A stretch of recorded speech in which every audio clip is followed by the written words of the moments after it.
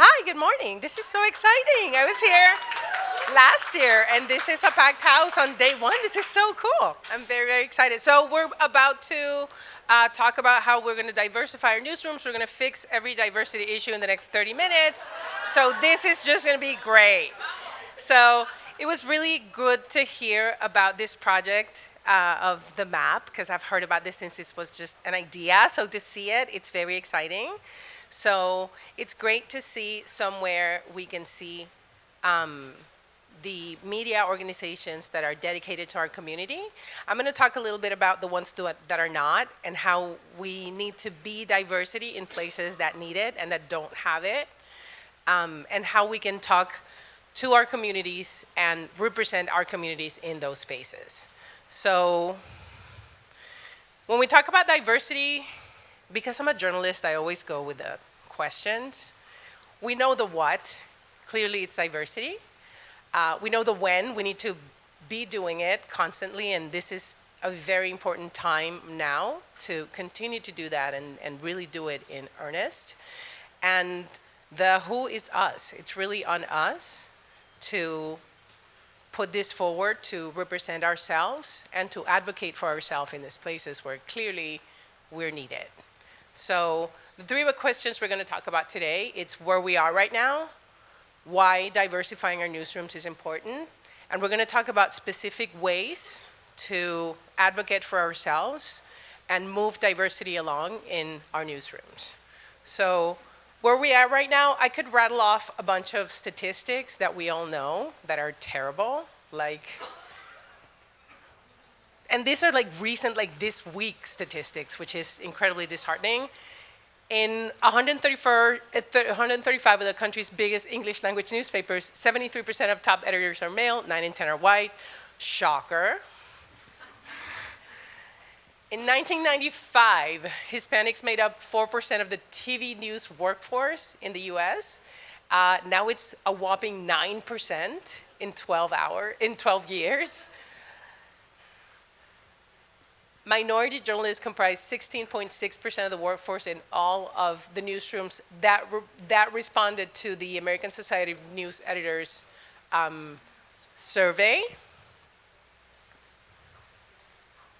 I've been told I'm talking too fast. I need to work on that. In the New York Times this last year, out of our new hires, 61% were women, 39% were people of color. We just released our diversity report. Our numbers are terrible. And I'm the first one to stand here and acknowledge that our numbers are terrible. But we did release numbers this year, and that is a little step. And since last year, when we started in earnest to work on diversity, this is what happened. So we're going to be talking a lot about that. So it's better, but it's still not good. We need to do more. So why is diversity important? Yes, there's a social mission and a social component to it. Diversity is good. We should be diversifying our newsrooms because it's the right thing to do. But also, diverse newsrooms bring different perspectives and different people together, so that improves the culture, because you have different points of views represented and people who are cross-pollinating and learning from each other. That also impacts the quality of the report, because you have more voices, you have more points of view. And we're not just talking here about race, about gender. We're talking about ability. We're talking about points of view. We're talking about places of origin. We're talking about socioeconomic factors. It's really diversifying the people that you have, telling stories, gathering stories. And in our communities, we know that language is a situation that needs to be addressed. We don't just need diversity that is representative of Latinos, but we need to have bilingual people in newsrooms that can go into our communities, talk to the people, get the stories. A lot of times, because of the complexities and the status of our communities, people won't talk to somebody if they don't trust them, because you really, and especially in the political climate we have right now, you don't know who's talking to you. The barrier lowers if it's somebody who's talking to you in your language. So this is not just about the right thing to do. It's about improving the quality of the report and diversifying our audiences. So there's also an audience development component where when you diversify newsrooms, you get to audiences that you weren't able to reach before. So ultimately that reflects on your business. So diversity, it's not just the right thing to do, but there's a good business case for it. Because if you have diversity in your newsrooms, you have diversity in your report, you increase your audience, and that ultimately is good for the bottom line. This is how we need to frame diversity to people in the business side of our industry who are now desperately looking for ways to sustain journalism. Diversity is good for business. So we have to do better. What do we do to arm ourselves with knowledge and with information in order to advocate for ourselves? So how do we, who are either outsiders to the power structures, advocate for ourselves? And how do we, once we arrive in these places, open doors for others? First of all, we need to be transparent. The thing about diversity is not a lot of people release diversity numbers. So we know there's a problem because we see it when we go to the places and we see who the audience is and we know who the people who work in the places are, but we don't really have a clear picture of the numbers. And if we don't see them, we can't fix them. David Leonhardt, who's a columnist at the New York Times, wrote a piece a few weeks ago that is titled, "I Should Be Quoting More Women." And in it, he was talking about his newsletter and his column, and how in his newsletter he made it a point to quote more women. And when he started tracking the amount of women that he was quoting in the newsletter, he set goals, and he actually increased the number to 40% of the women, the people quoted in his newsletter are women. In his normal column that he writes, the number is about 20-something%. When he wrote this column about how he should be quoting more women, and he's not doing it, he started talking about research about the BBC's increasing the number of their sources because they've also acknowledged that they're not doing enough. But the thing that David mentioned in his column was, because I started looking at numbers and finding numbers of how I was performing, I could now impact that and set goals for myself and make a change in the way that I write. If you don't know how you are performing or what your numbers are or what the situation is in any given place, we can fix it. So as an industry, we need to push for more transparency in the kind of information and the kind of numbers that we are showing and that we're reporting. This is where CUNY comes in. See, we need to create better pipelines. We need to hire from different places. We need to not put the burden on people of color to bring more people of color into these spaces once we're there. There is clearly a pipeline issue. There was also a report that came out maybe 2 weeks ago about how most of the newsrooms, I think the New York Times and the Wall Street Journal were the one quoted, most of the employees there came from Ivy League schools. That's a problem. If you have everybody coming from the same place, you don't have different perspectives, and you're not being representative of who the audience is. Clearly, that's an issue. So how do we improve the pipelines? The reason why I'm such a fan of this program, of the bilingual program, is because we are representing different people and bringing different people and connecting them to these organizations via internships, via these types of activities. We need to do more of this. And we need to, both as employers and as journalists in our community, advocate for more of that, open up more spaces, and create those pipelines. The New York Times did last week, their Student Institute, and that's an initiative that is focused with students from NABJ and NAHJ who work at the Times for 2 weeks. and get training and get published in a publication inside of the New York Times or the Institute, having those opportunities targeted at communities that don't usually have access to these newsrooms is part of the solution. So how do we do more of that? We need to create those spaces. We need to broaden those pipelines. The third thing that we need to do is create processes. When we hire, we're not doing a good job at removing the unconscious biases that we have. And that includes the places where we're looking for talent, the type of questions even that we're asking during interviews. Not everybody has had the same access to career coaching, to Ivy League school, to the internships, to those types of opportunities. So when we're sourcing talent, we're looking at the same talent pools. Or we are looking at where have you worked before? What have you done before? I don't come from a background where I would have been hired at the New York Times, I don't think 5 years ago, maybe even 2 years ago. I have a 22-year career as a journalist, most of which happened in a newsroom in Puerto Rico, at GFR Media.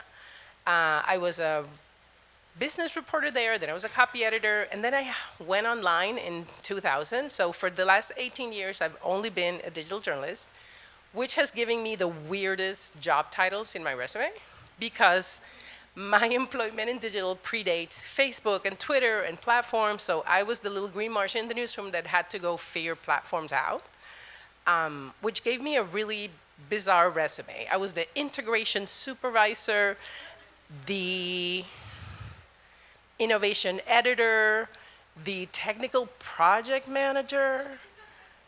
I had weird job titles, but I'm a journalist. And I'm a journalist who has worked with digital platforms, with emerging platforms, with digital transition, with all of these things that traditionally in newsrooms, in newspapers, were never a thing. We were the outliers that worked online when online was something different. That also is diversity. Diversity in backgrounds and in experiences is something that newsrooms are looking at now. I come from working in Puerto Rico all of my career. I come from working with Hispanic audiences. We over-index in mobile, we over-index in social, because for most of us, that was the internet. Some of us couldn't afford computers, some of us couldn't afford connectivity until phone plans got really cheap. So doing things that consider mobile-first audiences was something that we did in Latin America way before the US market did. So hire more Latinos to work on your mobile strategy is the point, because we have the expertise. I have a background that would probably not have been a New York Times background a few years back if they were looking for traditional reporters, traditional editors. Even when they went videographer, maybe started working in audio, that's not what I do. I work with digital strategy, and I work with the squishy internet things. Because some of the hiring processes there have changed, people didn't look at my resume and said, where did you work before? Where did you go to school? They looked at my skill set. And they looked at what their goals were and how my skill set played to that. So I was interviewing at the Times for maybe 4 months before getting hired, and they literally told me, we love you, we just don't know what to do with you. Because we have no idea where to put you. This team, I work in the digital transition team. This team does strategic support, but you don't know enough about the Times to be able to support the strategy that we have. Just come and we'll figure it out. Because they were open to that in their process, and they looked at me in a different way as a candidate, I now work there. The reason why so many of the people that were hired last year at the New York Times are diverse candidates is because processes are changing. If we don't change the way we recruit people, if we don't change the way we interview people, and the processes around HR in general, we're not going to solve the diversity problem. We're just going to continue to spin our wheels and say, we have a diversity problem. Which, when I was researching this presentation, I started looking back. For years, we have had a diversity issue. But we're not doing anything about it. We're just spinning our wheels. Which brings me to the fourth component. It's not just about sourcing and recruiting. Once you have people on staff, you need to train them so that they feel that you're investing in them. So it's not just about checking a diversity box and bringing in diversity folks. It's about supporting those folks once they're in the newsroom and providing tools so that they can continue to feel that they're not just welcome because we're checking a diversity box, so now you're in here, but we're actually providing you with tools so that you can develop new skills or supplement the skills that you may not have had access to because of either your career path or your education. This then brings us to goals. Like I was talking about David's column, if you can't track something, there's very little you can do to actually have an impact on it. You can just say, our goal is to increase diversity. And that's really not going to be effective because if you hire one more person, you've increased diversity, but what does that actually mean? So we need to be in a position where we're advocating for ourselves or as employers, if we're really going into developing diversity programs to support diversity in our newsroom, we need to set goals. This year, I've been working with the program in Online News Association called the Journalism Mentorship Collaborative. And our focus there has been support news organizations that are establishing mentorship programs that are diversity focused. The challenges are very different depending on the organization, but they're also kind of the same. People don't know where to start. People don't know how to match mentors and mentees. People don't really know how to tackle diversity. Bottom line, we need to set goals for ourselves, and we need to set tangible, measurable goals that we can then build planning around. That requires a level of organization that a lot of newsrooms don't have. And as journalists, we're really organized and really thorough about investigating the things that we're working on, but we're not as curious about our industry as we should be. And that is on each one of us to understand where our industry is and how we can all pitch in and help. Developing processes, like I said, not just for hiring, but to include different voices is something that we need to do kind of systematically. And it's not just on HR, it's on all of us in newsrooms to help set those goals and keep track and measure them. And lastly, we need to establish career paths for diverse people in newsrooms. It can't just be a matter of diversity and bringing somebody in and checking a box and increasing numbers and pushing out a report. Where are those people located in the newsroom? Is it all entry-level people? Is it in the usual places where we have more junior staffers? Or are these people actually sitting in places where we can impact what happens in the newsroom in leadership positions, in ways where we feel not just there, but seen and included? The way that this the practical way to do this, in lots of organizations, there's affinity groups that have either a little or a lot to say about these things, and a little or a lot of power in these organizations or influence in the organizations. Those are things to lean into, but it's also very much about how involved people become and how we kind of organize around things that really matter and push for our development, not just as individuals, but as collectively. If you don't feel that there's a career path for you, it's just going to be a revolving door. You're going to go in and you're going to do your job, and if you don't see that there's advancement, then you're just going to leave. So we need to support within our newsrooms professional development the same way we do skills training. This is a lot, and it's hard, and it's difficult to find ways to start, but it's really on us to take it upon ourselves to have these ideas and bring these solutions. Clearly, the solutions are not going to come from people who have been in leadership positions for a long time, because we're just continuing to say there's a problem. So we need to arm ourselves with the knowledge to build out these plans, to make these proposals, to advocate for career development, advocate for more of us to be in the room when decisions are being made. One of the reasons why I took this job when it was offered to me, it's because it was a great job and it really lined up with that weird background and the weird job titles that I had, but also because it was a beautiful platform for me to be able to say, okay, now that I'm here, how can I help others have access? How can I be the person that I didn't have in the New York Times that I could grab a coffee with and say, okay, so tell me how do I get in? Who do I talk to? What's the process? How are we making that impact? So it's on every one of us, once we get somewhere, to turn around and open the door for more of us to be able to get there.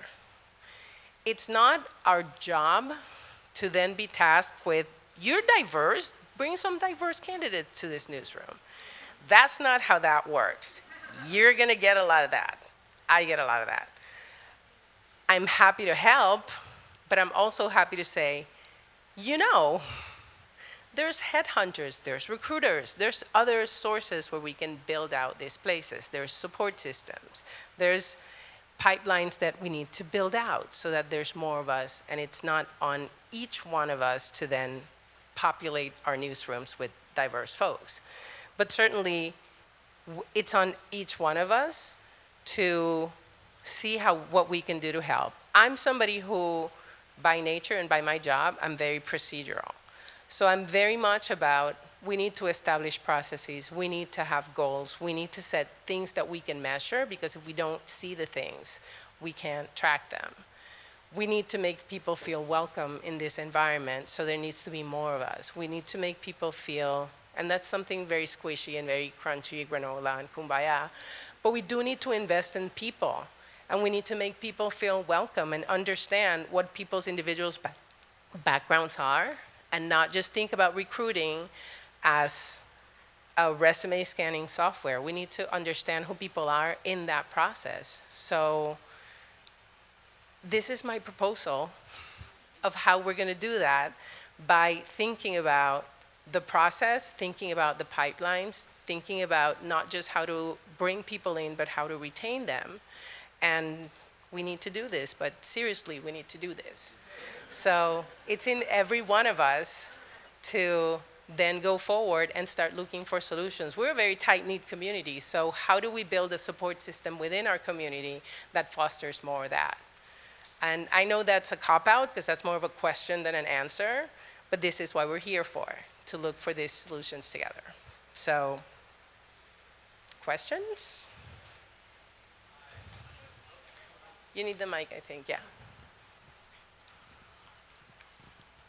Hi, my name's Manny. Me and my colleagues here are from Business Insider and Insider Inc. We currently have a very established pipeline from a school, a university that's very white. I'm wondering what... Shocker! Yeah. I'm wondering if you have any advice on reaching out to more diverse pipelines. Graciela, I think he wants to talk to you. No, but really, doing this, meeting people who are doing this work, this is a very diverse school. Aside from the program, just in general, this is a very diverse school. So Jeff and Graciela want to talk to you after we finish here. And it's about this. It's about doing your research. It's about doing your outreach. It's about looking for the places that are building those curriculums, or where those students are coming up, and creating those connections and those relationships. And don't just call them when you need something. Just keep these relationships going so that you're always informed on what these schools are doing and how you can get in. And that's, for me, that's just the easiest way to do this, is starting to build those connections from kind of the ground up in these programs where innovation is happening, and it's very diverse campuses.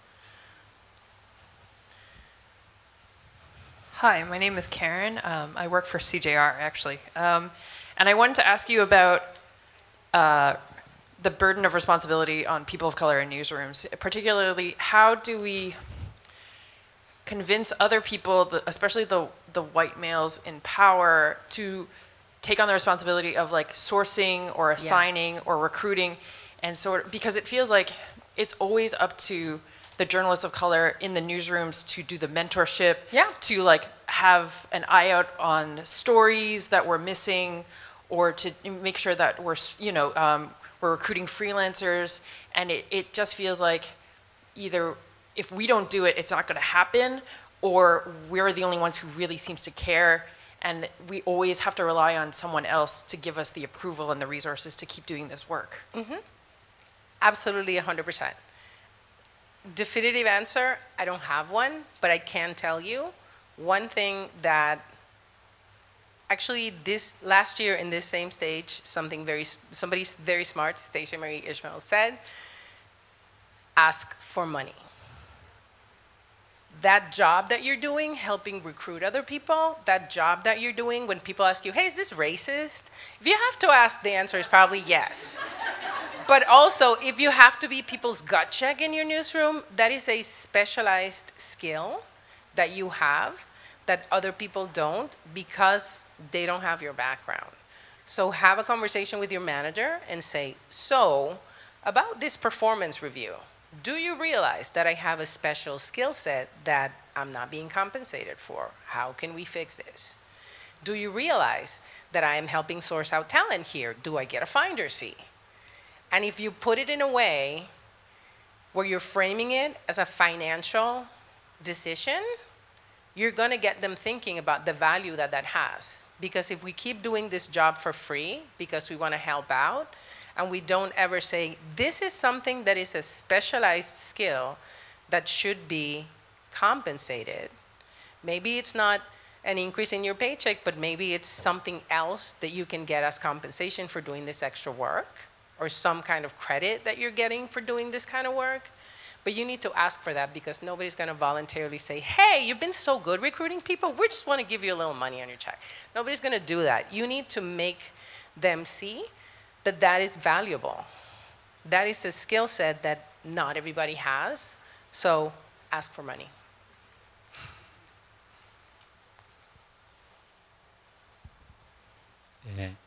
Hi, Charo. Here. I see you, but I don't hear. Hi, Borja. Hi, I'm Borja from Univision. So I have a couple of questions. You gave some numbers of the recent hires in terms of diversity. Yes. How many of those go to the bottom? How many of those go to the top? That's one question. Second question, have you watched The Fourth State? And what do you think about it in terms of diversity? Yes. First question first.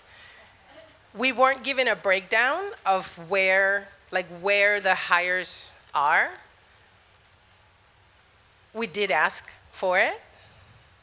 The way that the numbers were gotten for this first year are just in bulk, so we didn't get the breakdown, but we asked.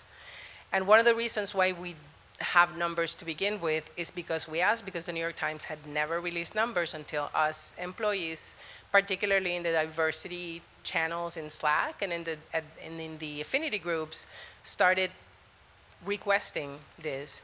It finally happened.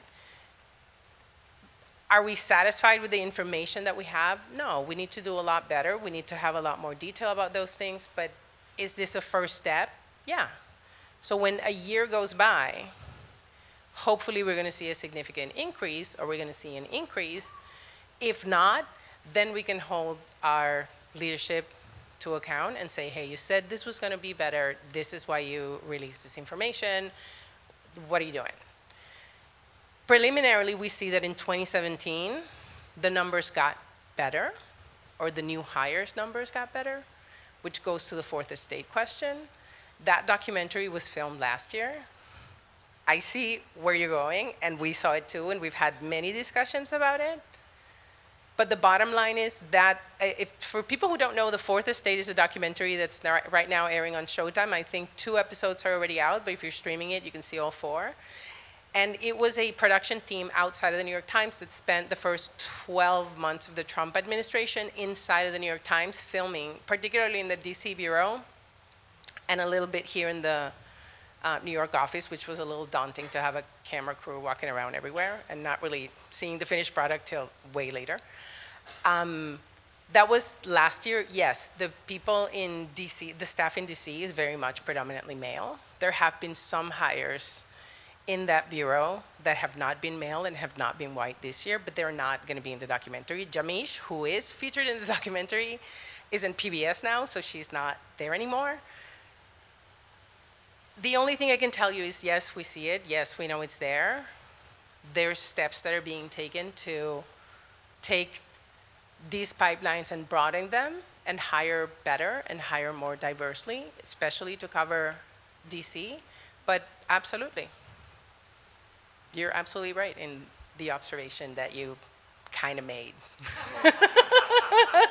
Hi. Hi, is that me? Here, hi. Hi. I'm Gisele Regatão. I am from Baruch College, Brazilian, but I identify myself as Latina. So I have worked in this country for 20 years, and I was often always the only minority everywhere I worked. So I'm very skeptical, to be honest, and I've been part of a lot of minority initiatives in different places I've been, and as you explained, the numbers never change. So I'm skeptical about the New York Times change as well, because I saw their report too, and the numbers are not changing. So one, why do you think there is a little bit of a change in this last year? What make you think that's gonna continue? And what is driving that change, you think? So full transparency, full disclosure, I've only been at the Times for 9 months. So I only know the Times from the moment I got hired, when I visibly saw that the recruitment process was not what I expected. Once I started working there and I see how active our affinity groups are, how impactful, for instance, the Women's Network has been in changing parental leave policies and things that have to do with the way that the Times operates, aside from the newsroom and aside of the coverage, but the way the business part of the organization is structured, does make me hopeful. I do come from a newsroom in Puerto Rico, so 100% Latino newsroom there. When I moved here 3 years ago, I started experiencing that culture shock of, oh wait, there's no brown people around. Where are the brown folks in this newsroom? And I used to work in People en Español, and we were 12, like about 15 people in the newsroom, and then a larger group of people on the business side who were pretty much the brown folks in the building, aside from Essence and like African Americans and other ethnic groups. So we were the only Latinos in the building.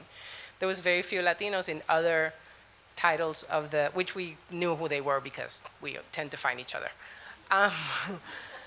And that's when I started seeing, wait, I get it, there is a problem, so I understand your skepticism. I haven't lived through that for so many years.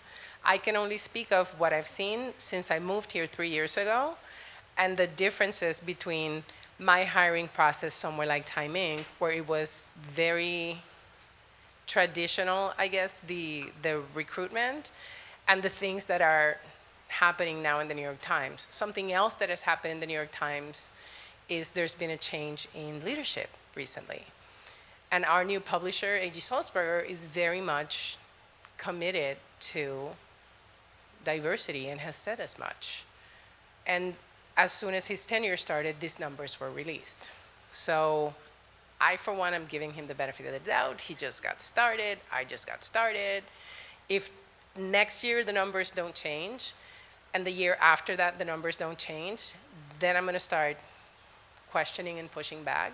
But for now, because of just cultural changes overall, the New York Times is the newsroom that the New York Times is the newsroom that broke Me Too.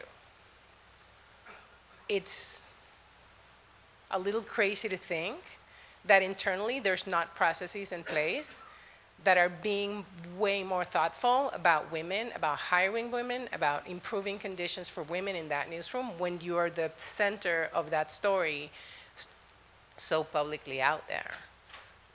That is the thing that makes me hopeful. The things that I've seen in leadership, the processes that I've seen in place, and I may be here very like optimistic pie in the sky, but the New York Times tends to be the place everybody looks to and has a ripple effect in other places.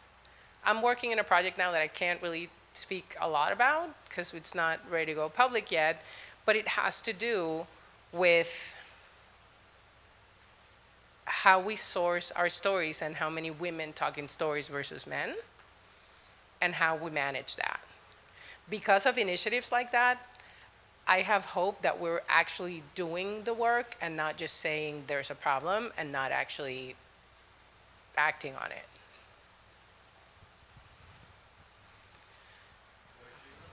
Yeah,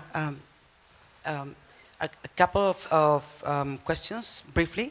One, going back to incorporating new journalism students into newsrooms, when it comes from a very diverse school of journalism, like the one I work in California, we have an issue with unpaid internships.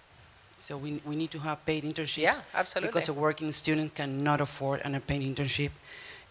Then the GPA situation. If you come from a Latino background, your GPA is not going to be 4.5. So issue about that as well. And also if we think about, we need more diverse faculty as well in journalism departments. Absolutely. The thing about the GPAs that you're mentioning is what I was saying about when you consider diversity, it's not that you need to lower the curve or lower your standards, but you do need to take into consideration that not everybody has had the same access to educational opportunities, to those great unpaid internships that are in New York, and who can afford an unpaid internship living in Manhattan or living in New York.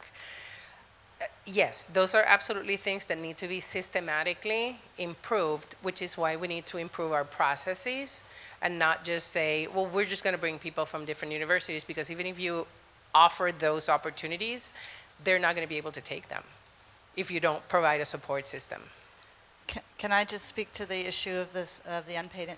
So when the school opened, one of the things that the founding dean did was to make a decision that any student who, because we require our students to do a summer internship, that every student should get at least $3,000 in a living stipend for the summer. So we fundraised to support that, and we've maintained that commitment for the full 12 years that we've been in existence. And to this day, yeah, thank you. Absolutely. To this day, as much as 60% of our students do not get paid for their summer internships, which is really a shame and a terrible thing, but at least we do cover that. The other thing, when I became the dean, I had the same concern about GPA. We're very holistic in our approach to admissions here, and we had a GRE requirement, and we decided to get rid of the GRE requirement because of exactly that kind of concern. So I think there are things that journalism schools can do and should be thinking about doing to try to address those concerns. Thank you. Yeah, and also when we talk about contributors and collaborators, some people are unpaid contributors because they want to get the byline in a publication that is prestigious. Not everybody can afford to work for free. And those are conversations that we have had in our building. We can't just assume that people will be okay because their credit is going to, or their byline is going to appear in our publication because it has a certain level of prestige. Not everybody can afford to gift us their work. And that's something that some people in leadership hadn't considered, and they're now thinking about this. Thank you so much for your presentation. It's really, really wonderful. And the issue that I wanted to bring up is the implicit bias that you referred to earlier, that I think is very, very serious, and that actually I'm a chair of a department of communication in Massachusetts, and it's something that at universities we've been grappling with as well, because it's affecting who gets accepted as not only students but also as faculty. And the other issue is that the reality of what's happening with the changes of demographics in the U.S. with regards to particularly communities of color, where the reality is that the numbers are still growing rapidly, and different organizations, both universities and news organizations, have to really think about where our audience going to come from in the future, and how are we really cultivating that. Yeah. But the issue of implicit bias, I think, is so key because it affects the cultural environment of those spaces that oftentimes we're entering into. And so I was wondering, what have you seen in the short time that you've been in New York Times and even in this New York media environment to address those particular cultural changes that you see that are important for opening up these spaces and having people really be present and really be seen as contributors as reporters and so forth, but also with regards to the audience itself and being seen as a valuable audience that is going to be participating in consuming various media forms? Those are excellent questions. The first one about the implicit bias, we literally have training that is literally called implicit bias training. It's not very creative, sorry. Sorry, it's not like super creative. But there is an outside consultant that comes to give this training. It used to only be offered to the business side and specifically HR and like those departments. The newsroom is now taking those as well, and they're being offered to the newsroom. And there's so many subtleties in the language that we use when we're writing that even when we think about geography, we don't consider that if we're writing, if you write our neighbor to the north, you mean Canada. Somebody in Ecuador, not really. If you talk about that was the length of 4 football fields, somebody who doesn't really, in a country where they don't play football, may not know how large that is. That's inclusiveness too, and that's diversity too. And we, in my team, I should have maybe started giving a primer of like why I'm talking here and who I am. But I'm like, at this point, we're too far gone. But I work in a team that's called the Digital Transition Team. Our job is to support digital strategy, training, and tools in the newsroom to get people thinking about digital audiences first. So when we talk about digital audiences, we talk about the diversity of our audience. We do a lot of research on who our audience is and who the audience that we're not reaching is. And we develop dashboards and training and information so that when we're training reporters or editors on how to use the CMS or how to use a specific tool, we don't just show them how to push buttons, but we're actually talking about the why we're doing this. Why are we using subheads? Because people who are reading on a cell phone need entry points. And if they're only scanning as they're swiping on their phone, they need to be able to get enough information or entry points to get to the story. So those things, when we contextualize the why we're training you on this tool or why this is important for our audience, we include audience thinking and audience information, not just on our current audience, but audiences that we're not traditionally reaching that we want to get our report to.